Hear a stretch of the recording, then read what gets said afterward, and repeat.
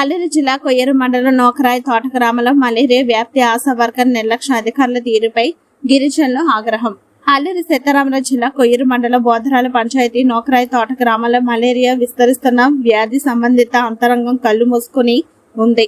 సుమారుగా 40 బడి కుటుంబాలు ఉన్న ఈ గ్రామంలో ఒక్కరు కూడా పట్టించుకునే నాథుడే లేడు. ఈ గ్రామంలో ప్రధాన సమస్యలు మలేరియా కేసులు పెరుగుతున్న గ్రామంలో ఇంతవరకు ఒక మెడికల్ క్యాంప్ కూడా ఏర్పాటు చేయలేదు.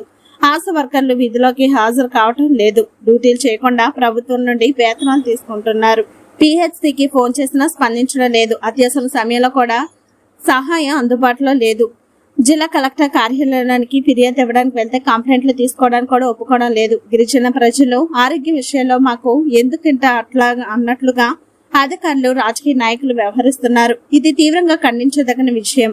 గ్రామస్తులు డిమాండ్ వెంటనే నోకరాయి తోట గ్రామంలో మెడికల్ క్యాంప్ ఏర్పాటు చేసి అందరికీ వ్యాధి పరీక్షలు చేయాలి.